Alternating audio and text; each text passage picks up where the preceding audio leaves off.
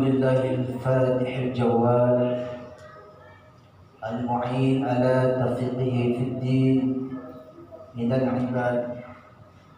أشهد أن لا إله إلا الله شهادة تدخلنا دار الخلود، وأشهد أن سيدنا ونبينا محمدا رسول الله صاحب المقام المحمود.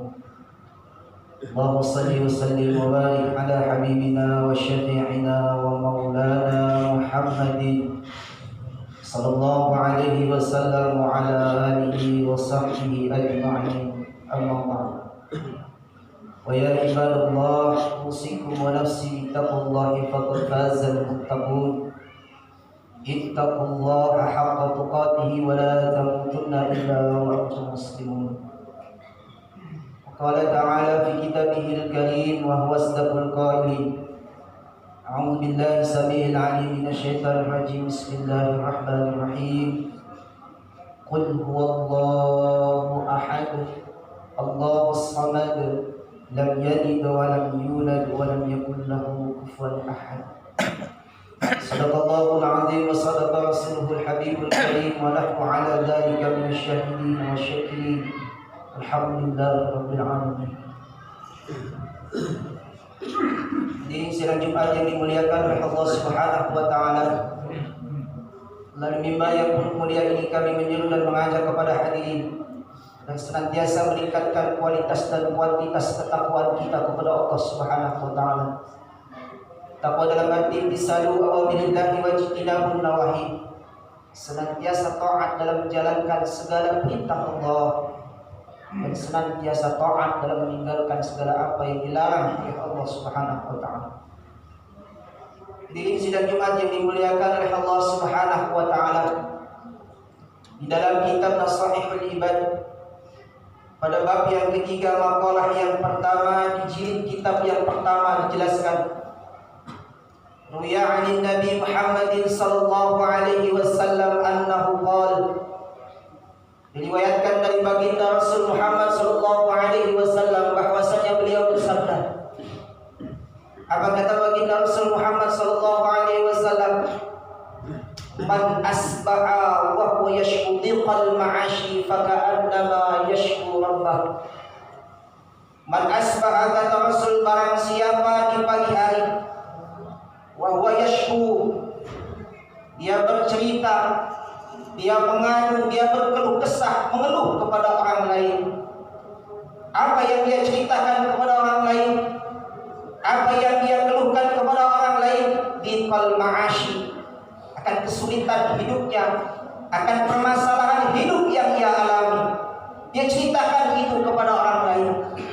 Faka'annama yashku rabbah, kata Rasul, ketika dia menceritakan permasalahan hidupnya kepada orang lain, dia mengeluh kepada orang lain, faka'annama yashku rabbah, kata Rasul, maka sama saja dia sedang menceritakan, sama saja dia sedang mengeluh kepada orang lain terkait ketentuan-ketentuan Allah Subhanahu wa Ta'ala untuknya. Hadirin rahimakumullah, siapa di antara kita hidup yang tidak memiliki masalah? Hampir sebagian besar kita hidup dengan masalah kita masing-masing. Hadirin rahimakumullah. Akan tetapi ketika hidup kita menghadapi suatu masalah, permasalahan, kesulitan, kesusahan, kesedihan, jangan diceritakan itu kepada orang lain. Hadirin rahimakumullah. Jangan kita berkeluh kesah kepada orang lain, jangan kita mengadu kepada orang lain. Maka mengadulah kepada Allah, berkeluh kesahlah kepada Allah Subhanahu wa Ta'ala. Kenapa? Karena wasyikayatu la taliku illa ilallah fa innaha min jumlati doa. Karena syikayah, mengeluh kepada orang lain, berkeluh kesah kepada orang lain, mengadu kepada orang lain terkait masalah yang dihadapinya, itu tidak pantas dilakukan oleh orang-orang yang beriman, kecuali dia mengeluh kepada Allah, berkeluh kesah kepada Allah, mengadu kepada Allah Subhanahu wa Ta'ala. Itu yang dibenarkan. Kenapa?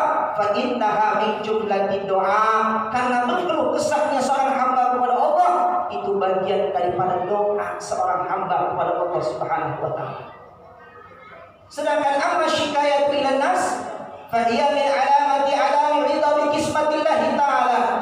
Sedangkan berkeluh kesahnya seorang hamba, mengeluhnya seorang hamba, mengadunya seorang hamba kepada orang lain, itu menunjukkan akan ketidakridhoan dia terhadap apa yang telah ditentukan oleh Allah Subhanahu wa taala.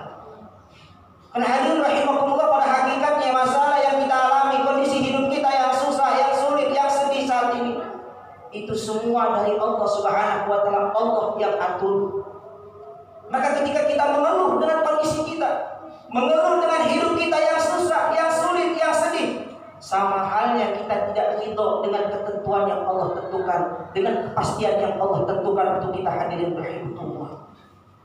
Nah, ketika kita ceritakan kepada orang lain masalah kita ceritakan kepada tetangga kita ceritakan kepada saudara kita, maka secara tidak langsung kita sedang menceritakan